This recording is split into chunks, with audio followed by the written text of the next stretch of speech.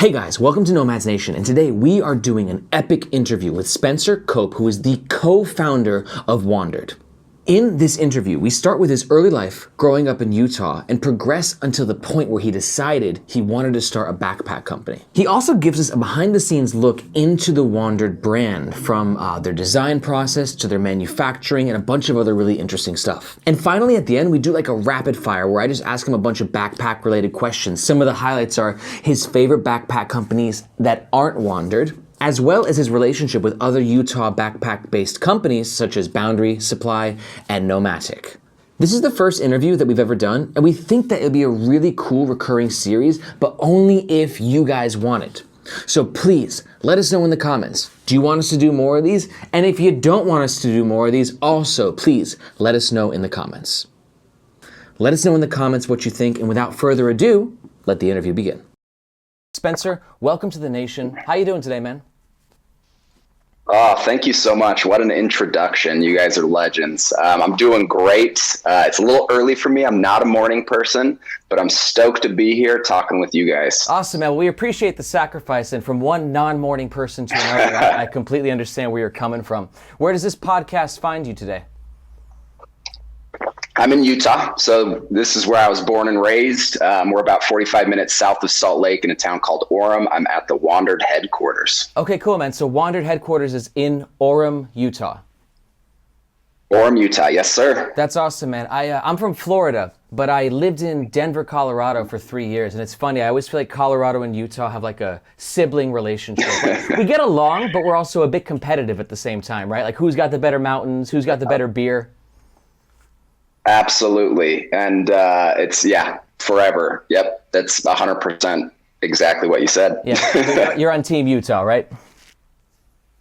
Team Utah. I would definitely be on Team Utah. Utah's very underrated. The people here are a little so-so, but the mountains, the nature, I feel like in Denver, I'm just going to, just one little knock on Colorado. People say Denver is a mountain town, but you're like an hour from the mountains. Here, Salt Lake City, you're 15 minutes and you're in the mountains. Is it that close? You're truly just, you're in the mountains. Yeah. You land at Salt Lake City Airport, you can be skiing in 30 minutes. Yeah, dude. That's a good Yeah, it's a good point for Denver. It is a little bit further out from the mountains, and like that close accessibility, that's got to be pretty badass. Totally. It really is. Utah's a special place. If for all your listeners, for you guys, if you've never been here, I highly recommend it. 5 national parks. There's just a varied climate. You've got desert, you've got mountains. It's really is a beautiful place. Yeah, man, it's the best of all worlds. So listen, dude, I know you're a busy man. Let's just go ahead and jump right into it, dude. So tell us like kind of the Spencer Cope story. Where are you from? I mean, obviously you're from Utah, but like, what were you like as a kid, man? What was it like growing up in Utah? Yeah, so Utah's an interesting place. As most people know, Utah is got a very big religious element to it. It's where the Mormon church is kind of headquartered, lots of Mormons here. My family is Mormon, but I quickly at a young age kind of figured out that wasn't my thing. So I had an interesting upbringing, a little bit of a rebel, a pretty shy kid, but very passionate. So there was always this element of didn't really fit into Utah, didn't fit in around here. Wasn't sure what I was up to, kind of a lost soul for a while, I would say. But I have a really awesome family. I have an amazing family. I have amazing parents that love to travel. So a lot of my youth was spent traveling, doing really cool things. My dad, like most of his generation, does not like to spend money. He likes to save his money, but one thing we could always count on from pride in that with that generation, like the ability to like save a penny, like there's a pride in that. Oh, absolutely. And it is a pride thing with him. Like he drove this old beat up Subaru forever. And just like there was a pride in the fact that he had this like beat up car, even though he was, a business owner and doing his, but the one place we could count on Pop to spend some money was travel. Like we would go on some cool trips. So I was really lucky in that regard. I was really blessed to grow up in a family that saw the importance of that. And so from an early age, really saw how educational travel was, how impactful it was, how it really brings the world together, getting to know people. I feel like a lot of bad things that happen in this world or hate that happens in this world, a lot of it just comes from ignorance of not knowing that other person and only hearing falsities or whatever, just not knowing that culture, that society, that person, that country, that whatever. So I felt really blessed to grow up and be able to visit these places and see that we're all just kind of the same people. Everybody's just trying to survive. We're all just trying to live, laugh, and love, No, man, for sure. And I like the way you put that. And travel definitely does do that. It brings you outside of your comfort zone, and it just shows you a different side to what exists in the world. Like, it takes you outside of this little bubble that we're in, and that little bubble causes fear so often. But once you're outside of that, you realize, oh my God, this is fucking awesome. Yeah, straight up. Couldn't have said it better. So, dude, let me ask you. So you did a lot of travel. Was this mostly domestic travel, international travel, a little bit of both as a kid? It was a good mix of it was a good mix of both. We got around domestically in the States, but we also traveled a lot out of the country. One of the kind of highlight trips of my life was when I was in 4th grade. My dad was in a position where he took 2 months off of work. My parents bought a motorhome, and we drove from Utah all the way to the tip of Baja. Down Mexico for 2 months. It was kind of no plans.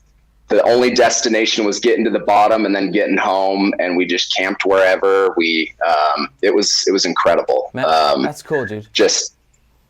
It was an amazing trip. So trips like that, trips to Italy, Thailand, stuff like that. We traveled kind of all over. Mexico's a big spot for my family.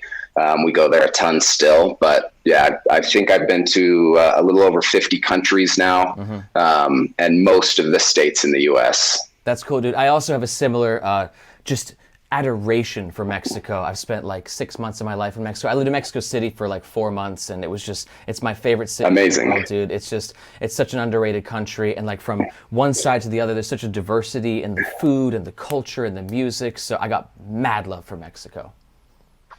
Oh, hell yeah. Mexico City is the coolest city. It is insane. They're so vibrant, so alive, multicultural, multinational. There's so many foreigners there. You've got this big melting pot of people. It's incredible. 100%, dude. So you traveled at an early stage in your life, but I was also reading an interview about you online, and it seems like you also had a little entrepreneurial kick earlier in your life. I was reading a story that you guys would sell no soliciting signs door to door. Is this right? Yeah. So for sure. My dad's an entrepreneur. So ever since I was young, definitely had that entrepreneur bug. As a kid, we started the candy stands on the corner. We're hustling the neighbors. We used to sell pine cones to my grandma. We were just, we were always kind of on the move trying to get some cash. But yeah, the no soliciting signs was a funny one. So in Orem, where I grew up, there's a big kind of door-to-door sales. It's kind of like the epicenter for that. There's a ton of security companies, insect, pest control, those guys that go around in the summer and try to sell you a security system or pest control. A lot of those companies are based here. So as, a teenager and after college, you get recruited by these guys really heavily. Well, my brothers and I kind of weren't into it. It was kind of too bro-y, too salesy. There was an element of it that didn't feel super truthful. They were kind of tricking people into getting these systems and whatever. So we came up with the idea because a lot of those guys are practicing around here. So you get a lot of door-to-door salesmen practicing around here before they head off because they go somewhere else in the country for the summer to do these sales. So we got the idea to do no soliciting signs. And we're like, we'll go door to door. And all we have to say is like, do you want us to be the last person to ever knock on your door? We'll put this sign up. There's actually right there. That's a good selling point. It seemed pretty easy. And there's like in Utah, there's laws. If you have a no soliciting sign and somebody knocks on your door, that's against the law. For sure. You're protected with that sign. So we went around, we did it. We bought a bunch of signs, and I think we only ended up with like 4 or 5 sales. It wasn't as easy as we thought.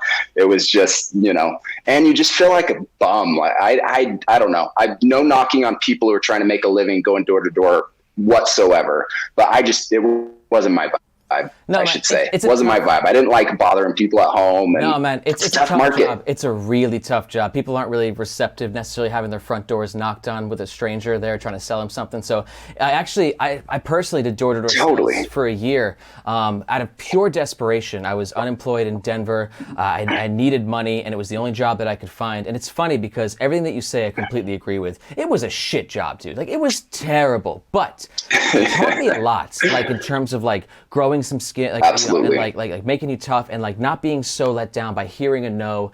So it does make you tougher in a lot of ways, but it's a tough job for sure. So from there, absolutely. Did you go to college in Utah? Yeah. So I was one of those people that took 10 years to graduate college. I'd start, then I'd bail. I lived in California for a minute. I lived in southern Utah for a minute. And so I kind of trickled my way through college, but I went to a university here called Utah Valley University. Mm-hmm. It's just in my hometown, nothing crazy. Mm-hmm. I was a kid that dropped out of high school twice. Oh shit. I dropped out once, then I got into some trouble. I got put in like a lockdown school.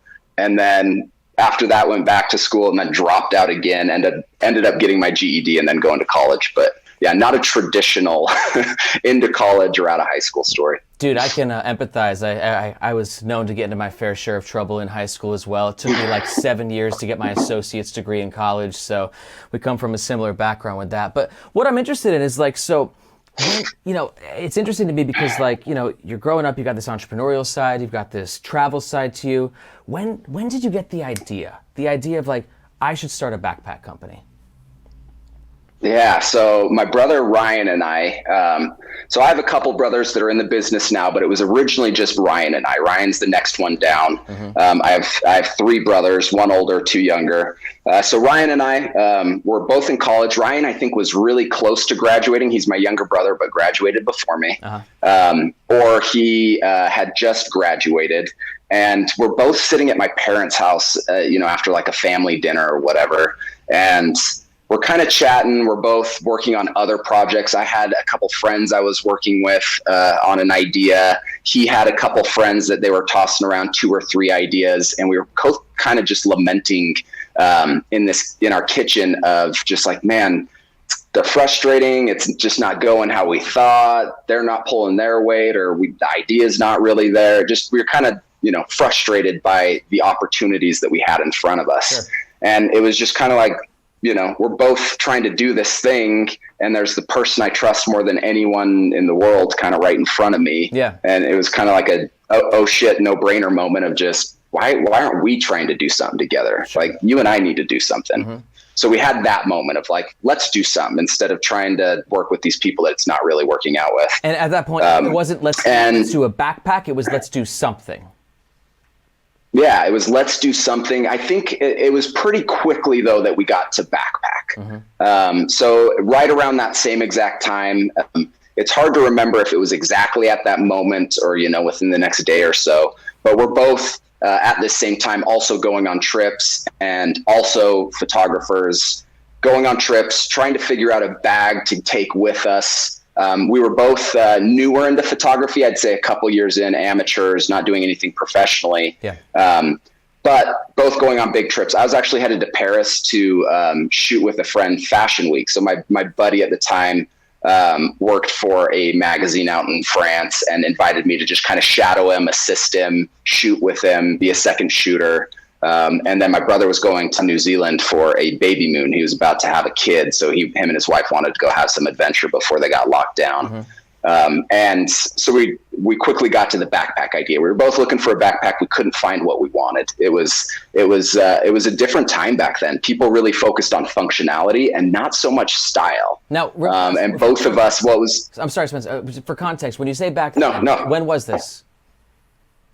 So this is 2014. Okay. The end of 2014, beginning of 2015. Yeah. You had, of course there were bags that were stylish, sure, that were camera bags, but there wasn't that many. There was only a couple brands that were really doing it.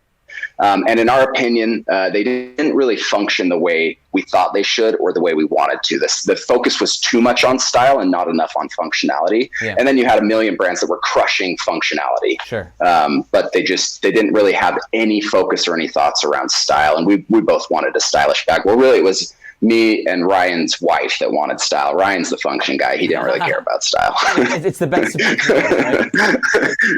Yeah, exactly. So it was like, holy shit, let's make a bag that can have both of these. There's got to be other people like us. Mm-hmm. There's got to be other people that want to travel. They want to look okay doing it. They don't want to carry some big low pro bag that says low pro and everybody knows it's a camera bag. As college kids, our cameras are by far our biggest asset. My cameras cost more than my car at that time. You know what I mean?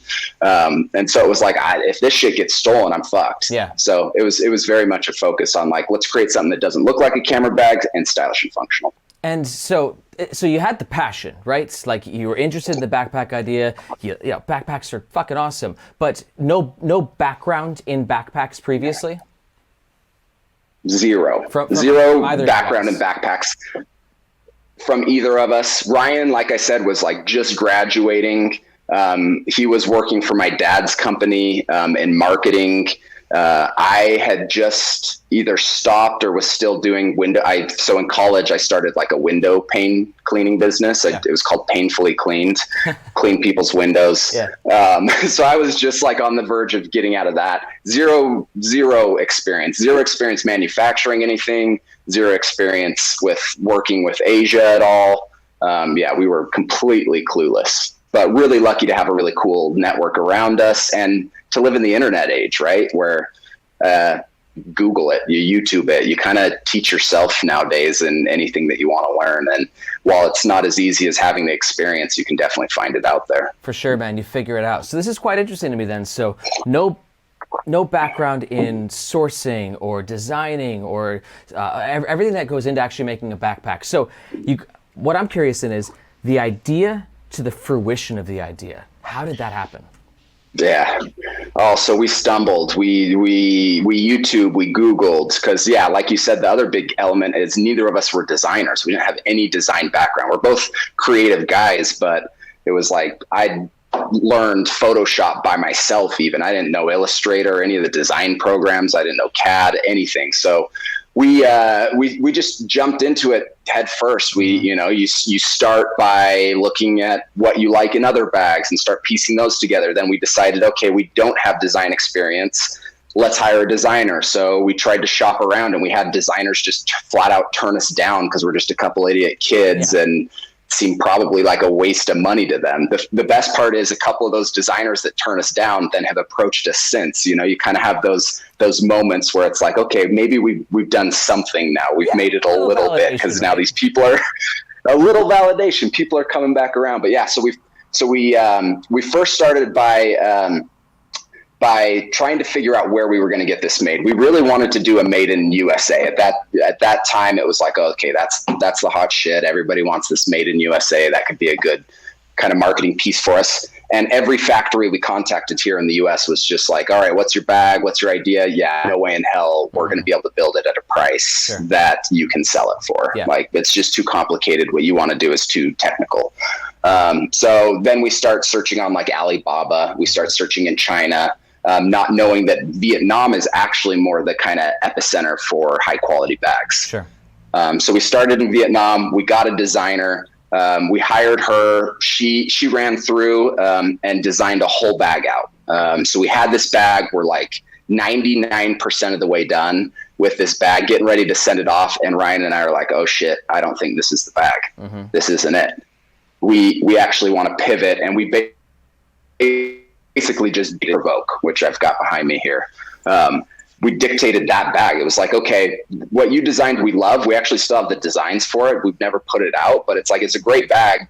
But we really had this whole different idea, and we sat down with her and we just kind of designed it in tandem with her of like, let's get this Provoke out. So that's so once we got that, then real fast, Spencer. So you're saying that she actually designed a completely different bag, and then you said this is not good enough, and you hit the table. You hit it in the beginning again. 100%. Yeah. And it wasn't even that it's not good enough. I still think it's a really sick bag, and it actually ended up having features that people love about other bags. We had like a dual side access on it. We had all these features that then became popular in other bags. And I still think it's a really sick bag. Because we had worked with her to design that one as well. It wasn't like she just went in the dark and like came out with a bag, but we just had this moment of like, oh shit, I don't think this is where we're at yet. I don't think this is what's going to be WANDRD. I don't think this is the bag that's going to launch this company, and kind of had that pivot moment. Yep. And fully pivoted to what became the PRVKE. And I'm so glad we did. I think that other bag is rad, and maybe someday we'll put it out, but the PRVKE is just the bag of my dreams, and has kind of launched this company. So dude, that must have been such a tough decision. Obviously the right decision, but to say, hey, because obviously designing a bag, there must have been capital and resources and time that you put into that first version, correct? 100%. Yeah. And we knew we had like a time frame for when we wanted to launch the Kickstarter.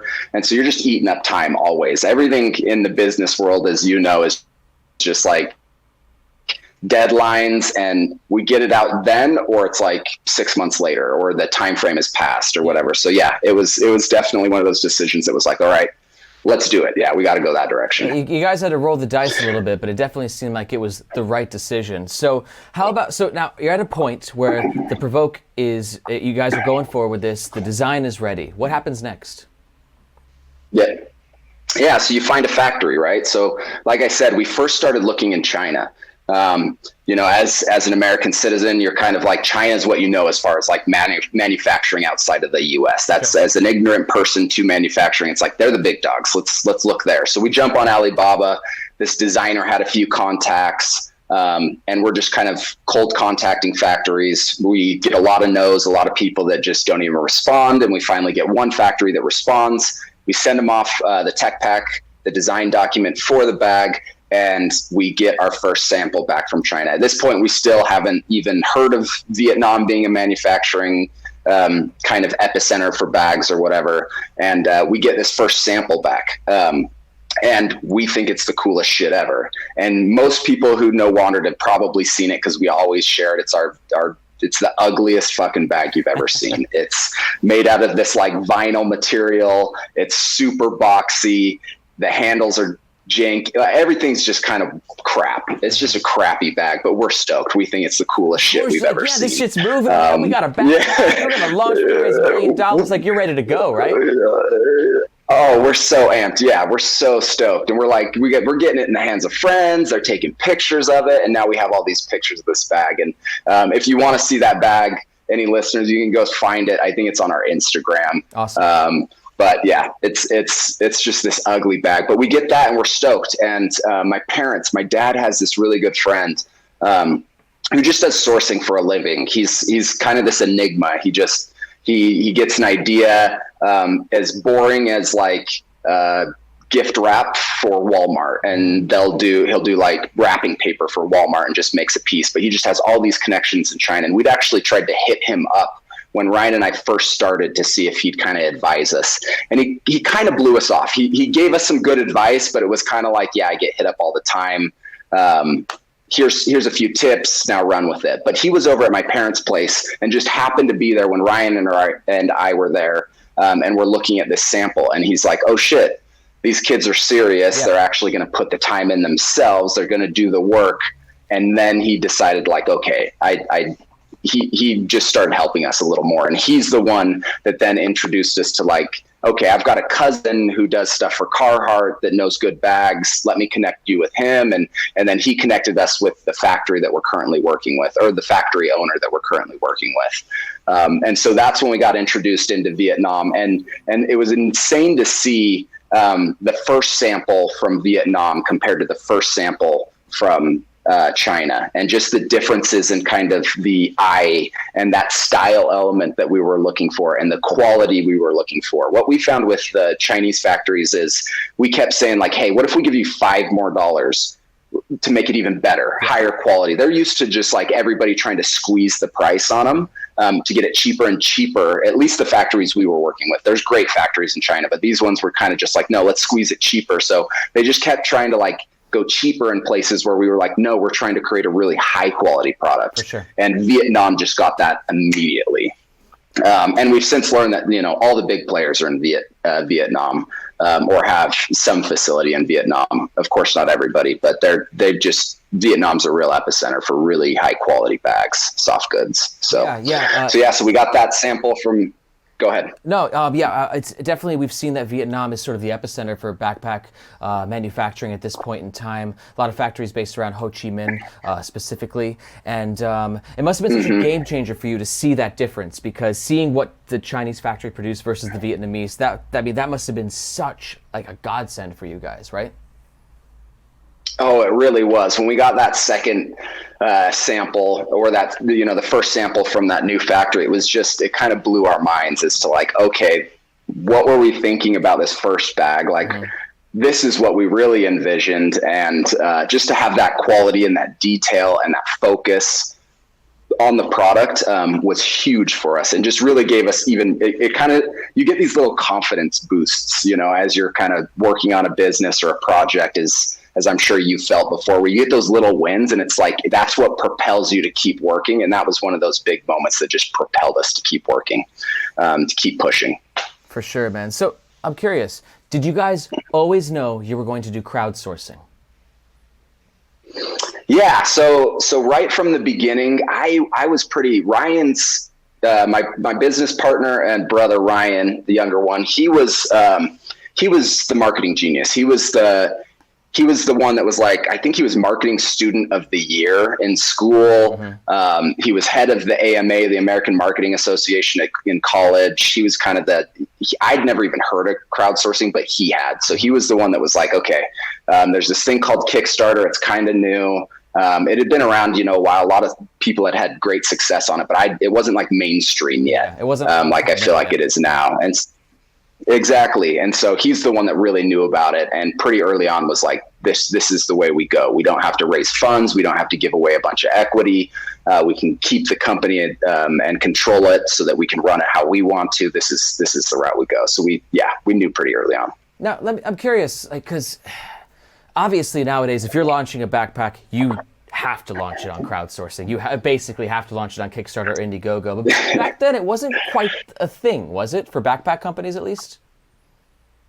It wasn't. There was a few campaigns that I think had popped before we ever did it. But right when we launched was the first time Peak Design had launched. They launched their messenger bag right when we launched our first backpack, the Provoke.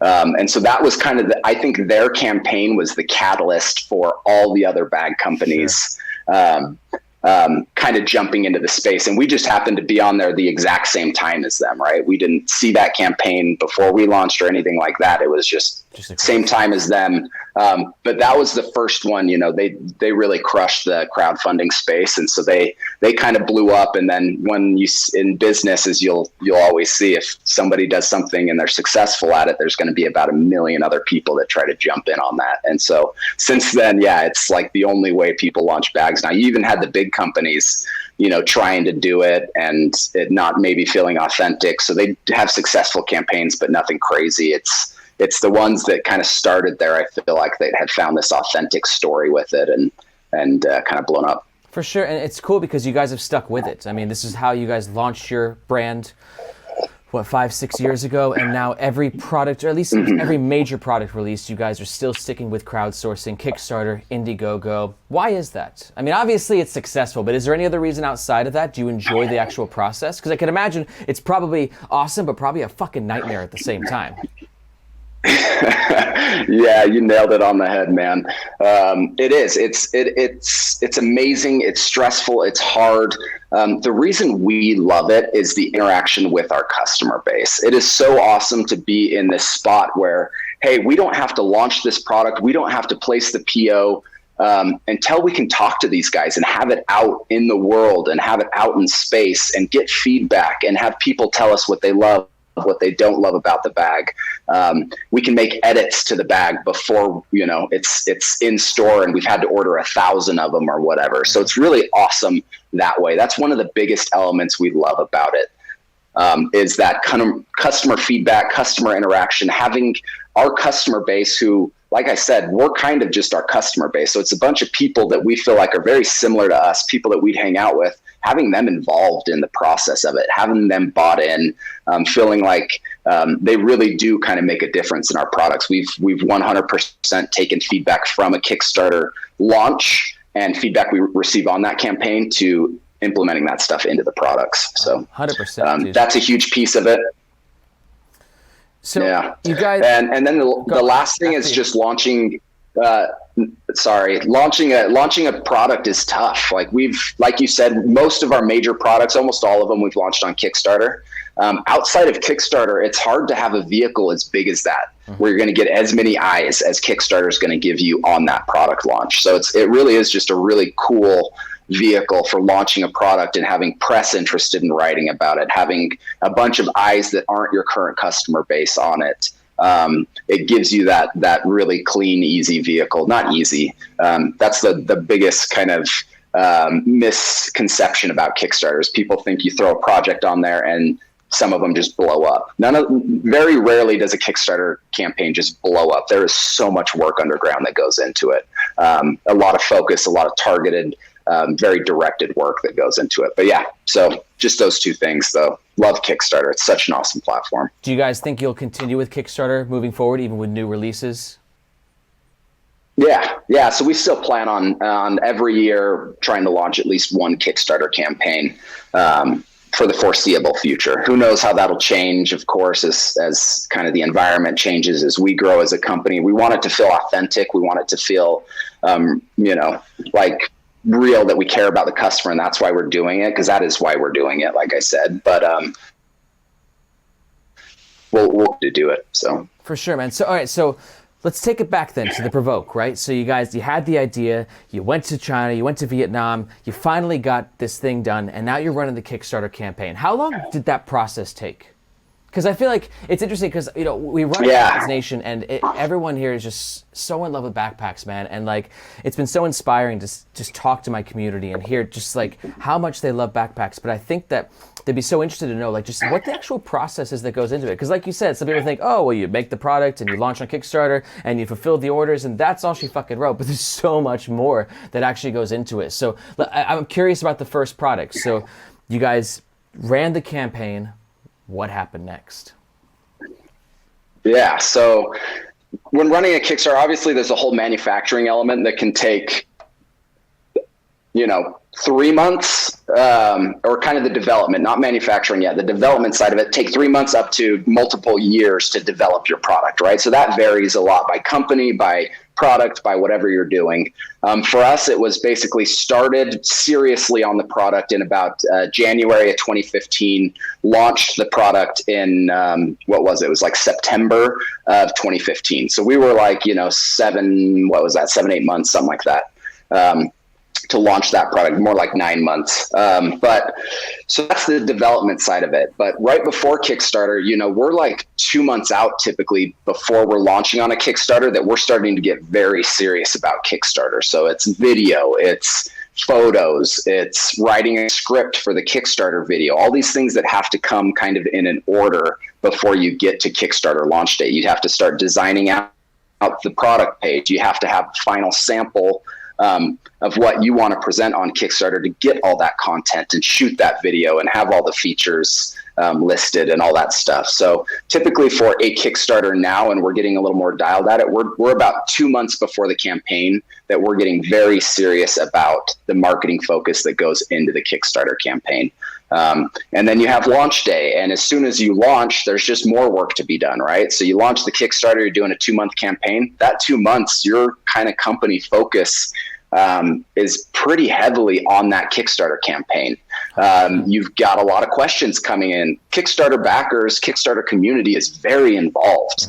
They have opinions. They're going to ask you a million questions. They're going to ask you the hard questions that you were hoping nobody would notice.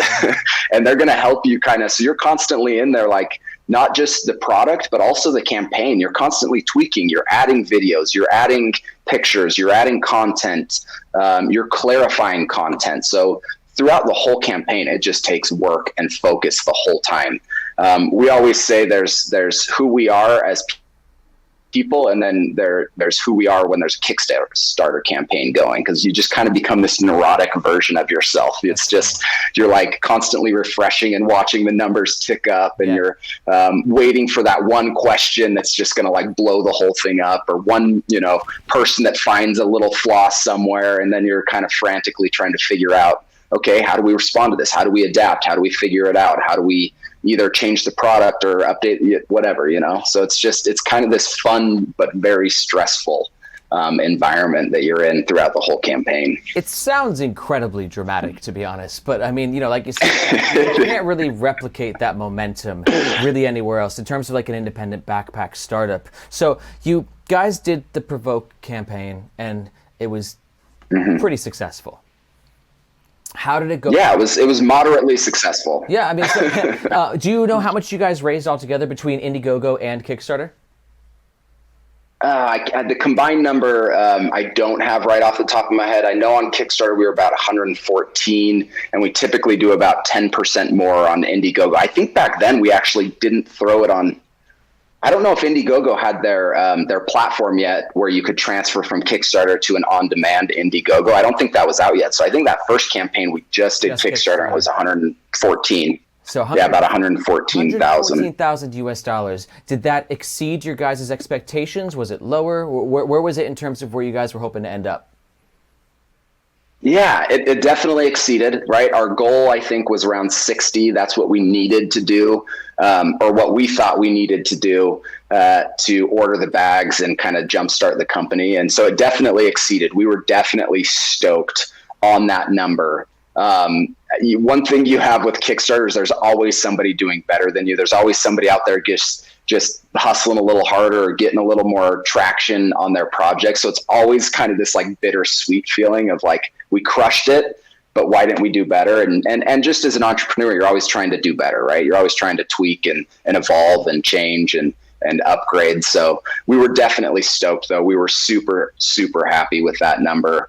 So you take that, you order the product, and you get everything going. And on these Kickstarter campaigns, and on that first one, we're like 114,000. We're rich. We've done it. We've started this company, and that money just goes in the blink of an eye. Like you place your first order, and you're not just ordering the bags for the Kickstarter, right? You're ordering extra bags to continue to sell on your website and whatever. So by the time Kickstarter's said and done, no matter how big the campaign is, all the money's spent on product, on the business, on just keeping things flowing and going. So yeah, it gave the company that initial boost that you guys needed to actually start, but it's not like you were, buying bottles of Dom Perrier at the club every night after that. No, definitely not. I remember this moment that Ryan and I, so after the Kickstarter, we take our first trip out to Vietnam to see the factory and see production happening and kind of check in on the bag, see how everything's going. And we're sitting in the back of the vehicle with the factory owner. We just visited the factory. We're super amped. And he's like, oh man, you guys must be excited for TPP. So this was right at the end of the Obama administration, and he was trying to push through the Trans-Pacific Partnership. So that was going to be a trade agreement with kind of Southeast Asia. And Vietnam was one of those countries that was part of the agreement.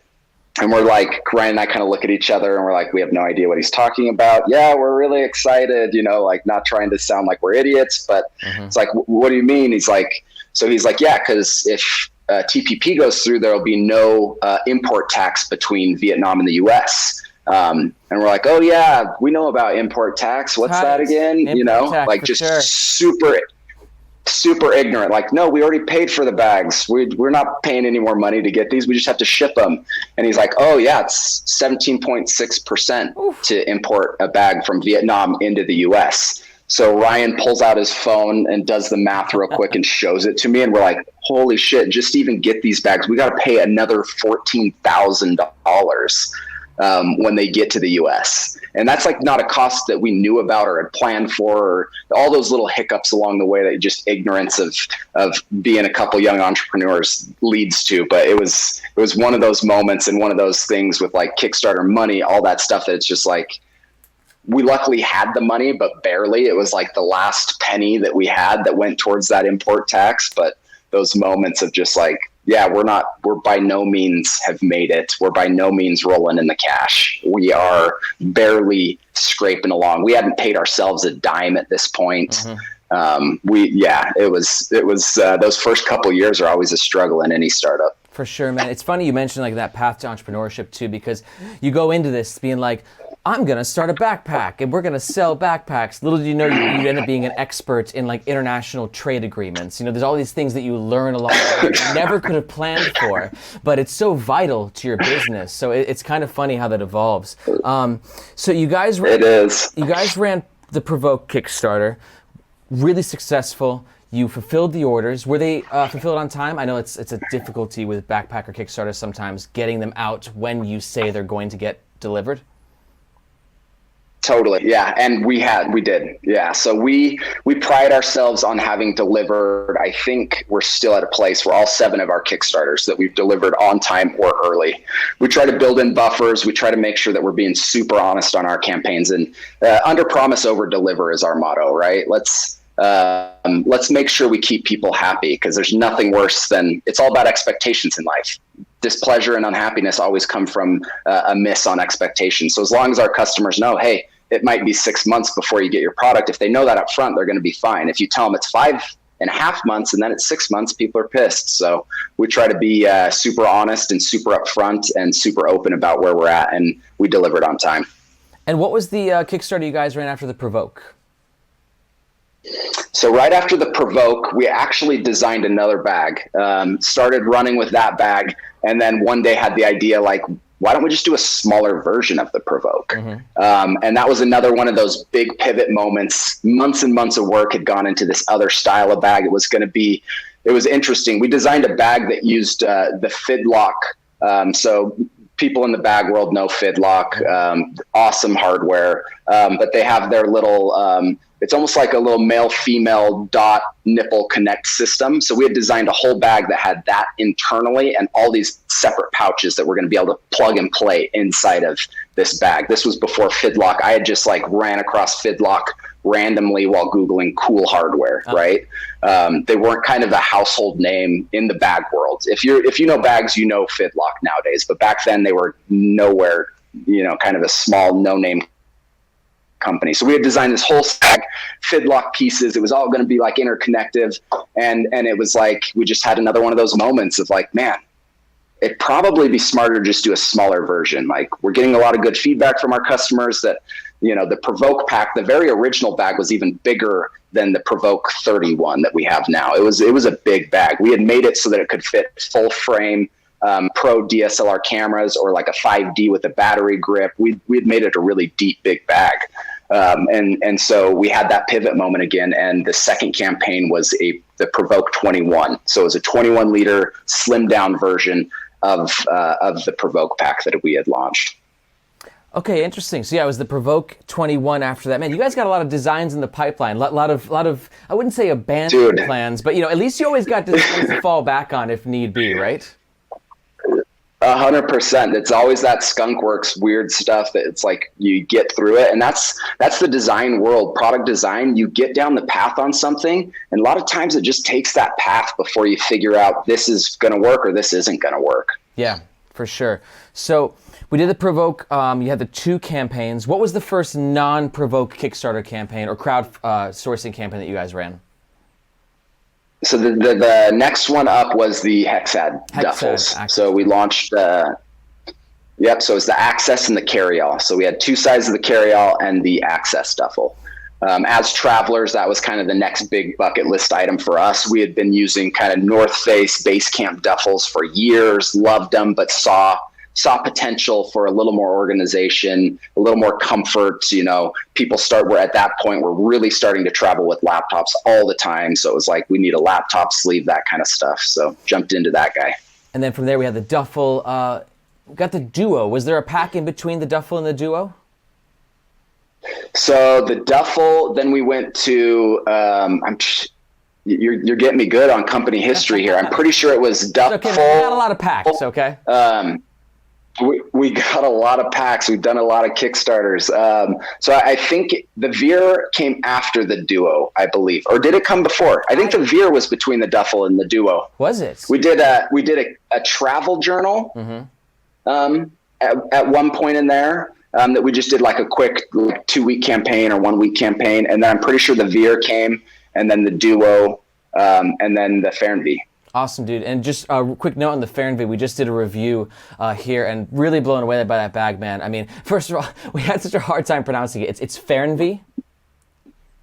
Fernweh, dude, we butchered it too. So we find this name, as you're finding names, everybody on the team is involved in naming products, and everybody's Googling stuff and just trying to figure this out. And my brother sent over this Fernweh, this what we were saying, right? This Fernweh name, it's a German word. And like ignorant idiots, we didn't even look up how to pronounce it. We're just calling it the Fernweh, but we have a German distributor for our product, Germany, that carry everything. And so we're getting on the phone to tell him about the new name, and we're calling it Fernweh. And he's like, you idiots, it's Fernweh. And then we go through this 20 minutes of us saying what we think he's saying and him telling us that it's wrong, but we pronounce it Fernweh. We think that's kind of close, but still not proper for a German word. That's but yeah. Cool, dude. Yeah, on the review, I think I had 20 different pronunciations for it, so it definitely challenged me. Same thing with the Provoke. You guys like to challenge your audience. But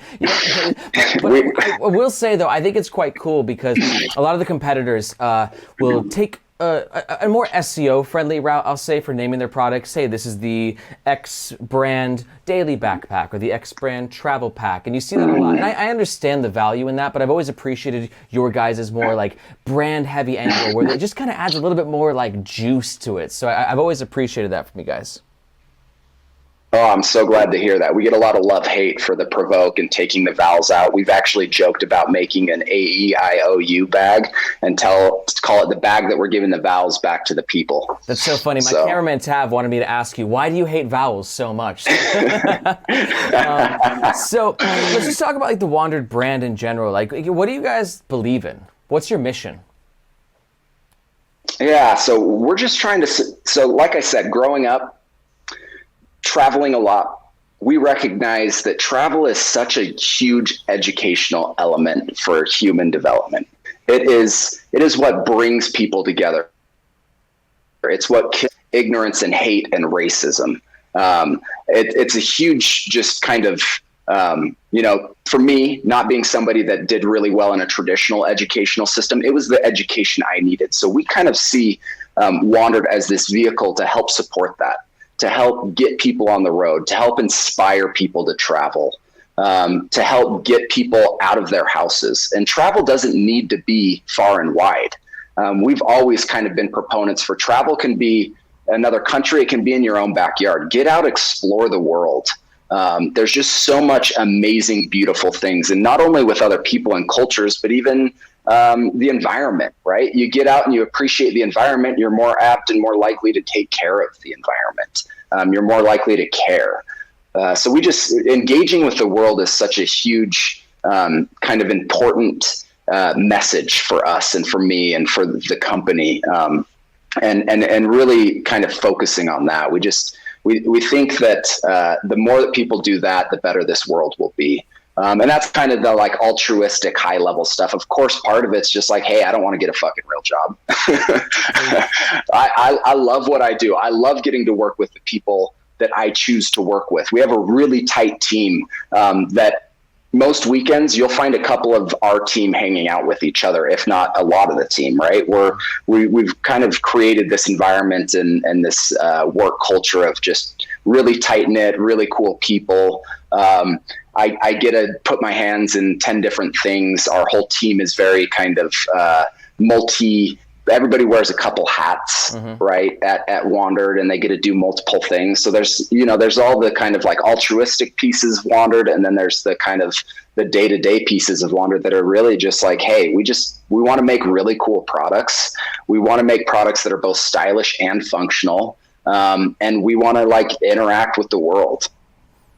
Spencer, we're going to start wrapping this up soon. Like I said, I know you're a busy man. Don't want to take too much of your time, but we're going to end this on something that we're going to call rapid fire. I just kind of like want to know what you think about like other backpacks, maybe other brands. I'm curious. Do you got like an underrated backpack gear brand, not WANDRD, that you enjoy using their gear? Yeah, so there's a company out of San Francisco, Black Ember. Yeah. They've gotten bigger over the last little while, but I've been following them since about the time that we launched, and I've always thought that those guys should be, their Kickstarter campaign should be way. Products are just really rad. As a designer, I just really look up to the cool things that they're doing.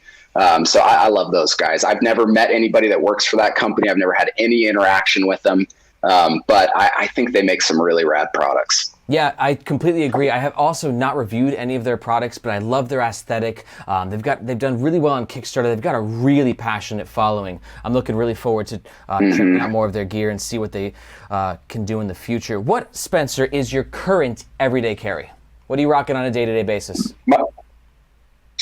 It's top secret. So I'm typically, as head of product at WANDRD, I'm carrying the next product that's coming out. So if it's not the kind of latest in design, what we're working on, to is still the Provoke. The Provoke 21 is my, in black, is my kind of, that's my bag. That's where it started, but that's still my favorite bag. The Duo, I can't knock the Duo is such an awesome, underrated bag, I think. Love that guy for everyday carry, but yeah, right now it's top secret. All right, you guys I won't find out about it okay. In the fall. Okay. Spring. All right, looking forward in the to spring. It. All right, I'll hold you to that. It's funny because I got mad love for the Provoke as well, but I mean, that Duo, dude, Tav and I, we've got a really big love affair with it. I think it's like one of the most underrated EDCs in the game, like the access of it and like the functionality, the aesthetic. It's just, I got mad love for the Duo. So, thank you. What do you think? Do you think the backpack industry is at a point where it's too saturated? No, I don't think there's such a thing. I think, it's tough. Every time we see a new bag company coming out, it's like, we're going to have to fight a little harder. But I think that's what pushes innovation. I think that's what keeps people on their toes. And companies like us that are, still young and still nimble. I love the competition. I love every day there's a new bag company launching. And there's a bag for everybody. I always tell my friends this, like, you guys don't need to carry WANDRD.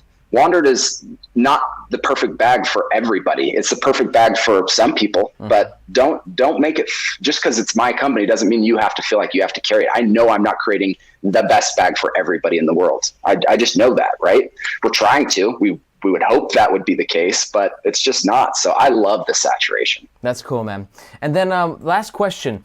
Is what's it like with the other owners of backpack companies? Like, because I know that you guys are based in Utah, Nomadic is based in Utah, and I think Boundary Supply is based in Utah. Do you guys have like dinner once a week and y'all just chill and have some drinks and like you have like an inner circle of like Utah backpack companies, or is it more spread out than that? Like, do you guys have relationships? Yeah. So we know those guys for sure. So John and Jacob over at Nomadic, we used to actually be part of an entrepreneur group that was more like what you're talking about. Back in the early days, we had this group, a bunch of companies around Utah. We'd get together like once a quarter. Oh, no shit. We'd have a speaker come and we'd do some cool stuff. I've had dinner with John and Jacob in Vietnam while we both just happened to be over there at the same time. So know those guys, love those guys, great dudes. But yeah, we know the other backpack manufacturers. As we're all kind of getting bigger, it's probably becoming a little more competitive than a list. We used to like hit up John and Jacob and be like, hey, we're looking for a new designer to do, some graphic work. Do you guys have anybody you recommended? They'd send somebody over. Or, hey, we're using this 3PL. It's worked well for us. Here you guys go. But, as we grow, things get a little more competitive, a little more distance, but nothing but respect for those guys. Great dudes. And Boundary, same thing. There was like not as close of a connection, but it's like Utah's a small place. It's one of our employees was really good friends with the guys that founded Boundary. Know those guys. We've met Peter from Peak Design, so you just you get to know the people in your space, and we're kind of the mindset that there's enough for everybody on the table. We've got an abundance mindset as a company and as founders, and it's like there's enough for all of us.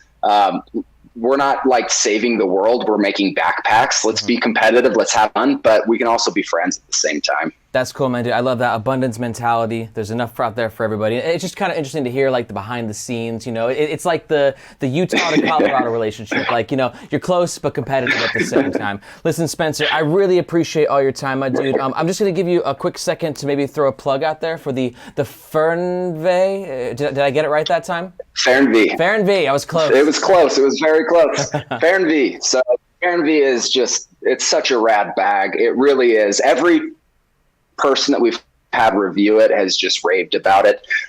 That's kind of, it's been honestly one of our biggest kind of products, or I should say the best reviewed products that we've ever sent out. It's just been really fun to see. So we've got, it's a multifunctional backpacking, travel or in the wilderness bag, tons of access, really, really comfortable, multiple frame sizes, multiple shoulder strap sizes, multiple waist belt sizes. So you can really fit this bag to your body. So this bag was meant to just be comfortable no matter your shape.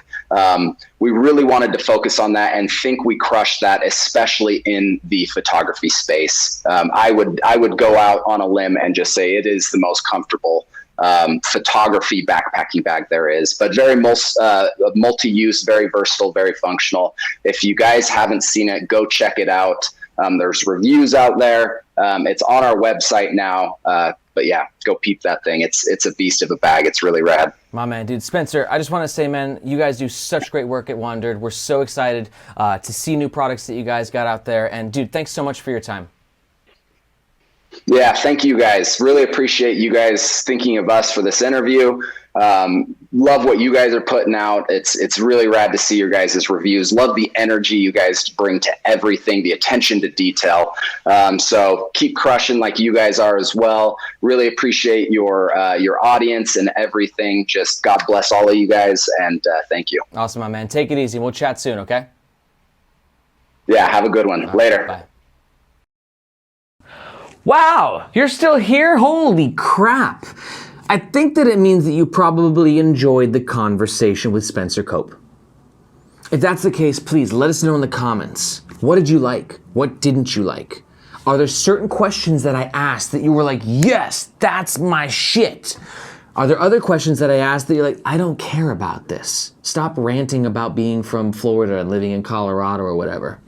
We want to know the exact type of questions you want to hear because we will literally ask them in the next interviews. If you haven't subscribed, please hit the subscribe button, hit the notification bell, hit the like button, give us your thoughts in the comments below, and we'll see you guys next time.